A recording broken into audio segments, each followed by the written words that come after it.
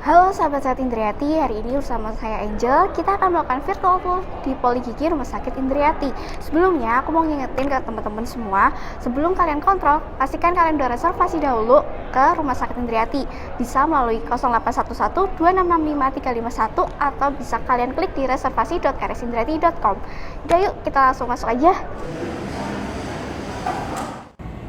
Nah, bersama saya sekarang udah ada Mbak Asti nih, salah satu perawat di Poligigi Rumah Sakit Indriati. Halo. Halo sahabat sehat Indriati. Nah, Mbak, aku tuh penasaran banget, layanan yang ada di Poligigi ini tuh ada apa aja sih? Jadi untuk layanan yang ada di Rumah Sakit Indriati ini, kita mulai dari yang sebelah sana ya. Di sana ada ruangan konsultasi untuk dokter gigi umum. Dokter gigi umum kita ada dua, Dokter Devi Nindya dan Dokter Erik Fernando. Kemudian yang di sebelahnya ada ruang konsul untuk dokter spesialis endodonsi atau konservasi gigi. Dokter konservasi kita ada dua, Dokter Vita Nirmala dan Dokter Maria Santinia Ratri. Kemudian yang di sebelah sana ada ruang konsultasi untuk spesialis bedah mulut.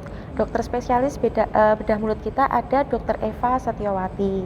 Kemudian yang paling ujung ada ruang konsultasi untuk spesialis ortodonsi. Untuk dokter spesialis orto kita ada Dokter Slamet Basuki Raharjo yang lebih akrab disapa Dokter Memet dan juga Dokter Indra Gunawan. Untuk melihat jadwal praktek dokter-dokter yang ada di sini tuh bisa dilihat di mana sih, Mbak? Ya, untuk jadwal dokternya nanti bisa dicek di akun Instagram Rumah Sakit Indriati atau web Rumah Sakit Indriati. Oke, bisa di akun Instagram juga ya, Mbak? Iya. Jadi kalian bisa follow @rs.indriati. Selanjutnya nih, Mbak, aku tuh penasaran dengan salah satu pintu hijau yang ada di ruangan ini. Iya. Apa sih? Untuk pintu besi warna hijau ini adalah ruang untuk ronsen panoramik, dan kita ada dua jenis ronsen panoramik, ada 2D dan 3D. Bedanya yang 3D ini lebih membantu dokter dalam mengobservasi kasus. Jadi dokter bisa melihat dari berbagai sisi. Oh gitu. Berarti untuk sahabat sehat Indriati yang mau kontrol ke Poligigi terus perlu ronsen udah jadi satu lantai ya, jadi satu ruangan, nggak perlu pindah-pindah. Komplit. Terus apa lagi ya, kira-kira nih Mbak, di era pandemi sekarang ini protokol atau layanannya dari Poligigi itu seperti apa?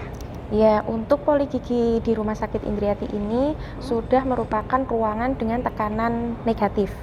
Nah, ruangan tekanan negatif ini berfungsi untuk meminimalisir penyebaran virus atau bakteri melalui udara. Tentunya sahabat sehat Indriati tidak asing dengan perawatan yang dilakukan gigi ini kan tidak jauh dari alat-alat bor atau alat scaler, di mana alat-alat ini menciptakan aerosol.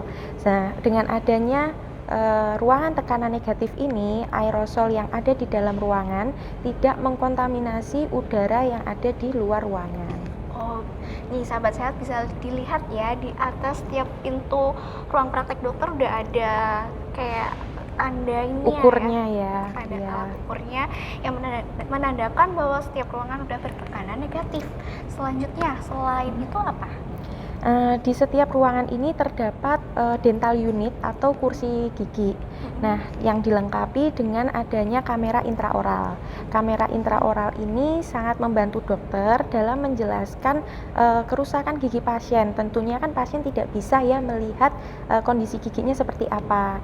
Dengan adanya kamera intraoral, dokter lebih mudah menjelaskan kepada pasien step atau treatment apa saja yang bisa dilakukan untuk kondisi giginya, dan pasien pun juga dengan mudah menerima penjelasan dari dari dokter. Oke. Iya. Selanjutnya apa Mbak? Selain tekanan negatif, terus tadi ada kamera. Untuk setiap dilakukannya tindakan perawatan di dalam ruangan, baik dokter maupun perawat itu wajib mengenakan APD atau pakaian pelindung diri lengkap, dan juga setiap ruangan selalu rutin dibersihkan atau dilakukan penyemprotan desinfektan. Oh, jadi buat sahabat sehat Indriati, nggak usah khawatir, setiap tenaga kesehatan baik dokter maupun perawat yang ada di Poli Gigi ini udah pakai APD lengkap. Iya. Selain itu ruangannya selalu dibersihkan atau didisinfektan, dan abis ada pasien selalu dibersihin juga ya selalu Mbak. dibersihkan. Jadi safe, aman banget buat kalian. Jadi buat yang udah harus kontrol rutin atau mau scaling gigi, whitening gigi, atau layanan tindakan lainnya, nggak usah takut lagi ya.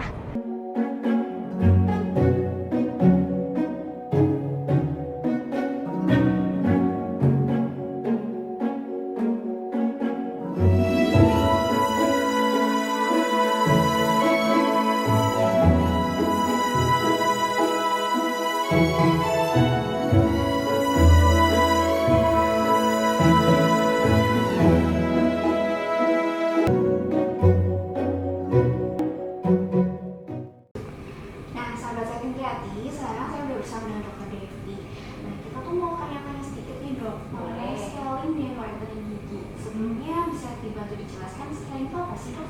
Scaling itu adalah pembersihan karang gigi dan plak gigi menggunakan alat yang bernama ultrasonic scaler. Makanya disebut scaling karena menggunakan scaler itu tadi.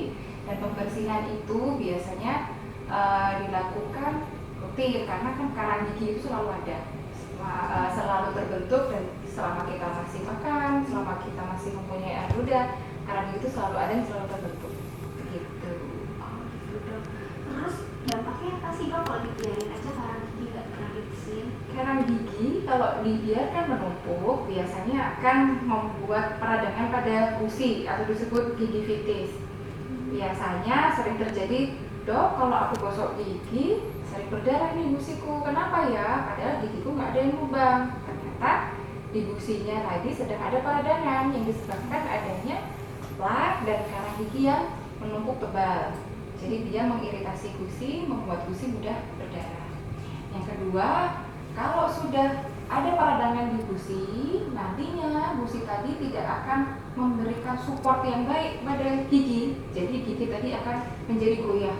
Kok tiba-tiba goyah ya giginya ya?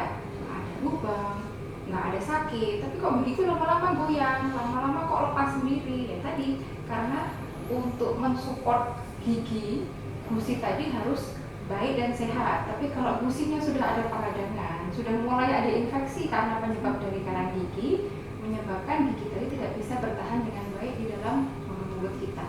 Gitu. Baik anak-anak maupun orang dewasa perlu untuk scaling ya? Kalau khusus anak-anak yang masih memiliki gigi susu biasanya tidak perlu, karena karang gigi di sini yang sifatnya merusak biasanya hanya melekat pada gigi dewasa. Jadi untuk gigi anak-anak karang gigi tidak bisa melekat, tetapi dia plak tadi akan membuat karies. Tapi kalau di gigi dewasa, karena komposisi atau struktur gigi yang lebih baik daripada gigi anak-anak, sudah lebih kuat, plak tadi menempel, tidak langsung bisa menjadi gigi yang berlubang, tapi membuat seperti pertahanan yang lengket seperti itu menjadi karang gigi dulu. Nah, dari karang gigi tadi lama-kelamaan kalau tidak dibersihkan, jadi satu dengan bakteri dalam mulut, akan membuat gigi yang lain juga ikut berlubang. Jadi hanya gigi dewasa biasanya. Tapi kalau anak-anak sudah memiliki gigi dewasa, jadi periode gigi bercampur sudah ganti, tapi sebagian masih ada gigi susu. Nah, gigi dewasanya biasanya sudah dilekati oleh karang gigi. Lalu satu lagi nih dok, terkait dengan bleaching gigi, itu apa ya sih dok? Bleaching gigi itu biasanya bisa disebut pemutihan gigi pada gigi yang sudah diskolorasi atau berubah warna. Jadi kita melakukan pemutihan gigi dengan bahan kimia tapi yang aman di dalam rongga mulut dan dengan pengawasan dokter untuk membuat gigi yang berubah warna kembali menjadi warna yang semula atau warna yang lebih sehat atau lebih putih begitu. Lalu bleaching itu apa perlu? Bleaching itu diperlukan bila memang ada diskolorasi atau perubahan warna, biasanya dari merokok, kopi, atau mungkin ada gigi yang trauma atau pernah jatuh, tiba-tiba gigi ini lama-kelamaan kok berubah warna, jadi coklat atau keabuan karena gigi tadi sudah mati karena benturan yang keras tadi menyebabkan perubahan warna. Nah, itu bisa diindikasikan untuk dilakukan tindakan bleaching. Gigi nggak pede ya dok kalau gigi kuning gitu ya, kayak senyum aja tuh kayak bisa menjadi bagian dari kedokteran gigi estetik, karena kadang-kadang memang orang mengeluhkan gigiku sehat sih dok, cuma warnanya kok kurang bersih ya, aku kok tidak pede ya, warnanya kurang putih. Nah, kita bisa indikasikan untuk melakukan tindakan bleaching.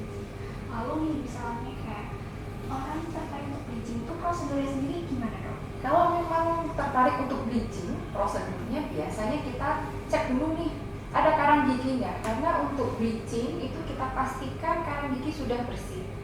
Jadi gusi dan giginya bersih, tidak ada lubang. Kalau memang ada lubang gigi harus ditambal dulu, karena bahan bleaching tadi walaupun dia aman, tapi dia bahan kimia yang cukup keras. Jadi kalau giginya sudah ada lubang, berarti gigi tadi sudah lemah. Kita masukkan bahan kimia akan berakibat tidak baik pada gigi yang sudah lubang tadi. Jadi giginya kita perbaiki dulu, kita restorasi dulu, ditambal dulu menjadi gigi yang baik lagi, baru nanti kita lakukan bleaching atau pemutihan gigi.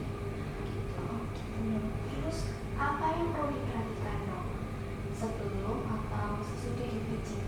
Kalau biasanya kita anjurkan untuk sesudah bleaching, biasanya pasien dianjurkan untuk menghindari makanan-makanan dan minuman yang berwarna, karena kan pada tahap awal biasanya untuk bahan kimia tadi sudah berhasil memutihkan gigi tapi belum sempurna prosesnya. Jadi kalau memang ada interupsi atau gangguan dari makanan-makanan berwarna atau minuman yang berwarna, nanti akan mengganggu efektivitas dari atau ketahanan dari bleaching giginya tadi. Jadi sebisa mungkin menghindari makanan berwarna seperti masakan Padang yang banyak kunyitnya, nah itu dihindari dulu, atau minum-minuman berwarna seperti kopi, teh yang pekat. Kalau memang terpaksa sekali ingin minum, menggunakan sedotan dulu, jadi biar tidak mengganggu warna gigi. Oke, baik. Di era pandemi seperti ini, sebaiknya jangan takut ke dokter gigi atau memeriksakan gigi, karena untuk di Rumah Sakit Indriati kita sudah dilengkapi fasilitas kesehatan yang baik dengan peralatan yang canggih serta kebersihan yang baik. Jadi bila ada keluhan atau ada merasa sakit, segeralah pergi ke dokter gigi. Tidak perlu ditahan-tahan, tidak perlu ditunda-tunda, karena penanganan yang lebih cepat akan lebih baik penyembuhannya. Nah itu dia penjelasan dari dokter Devi. Sekali lagi terima kasih ya dok atas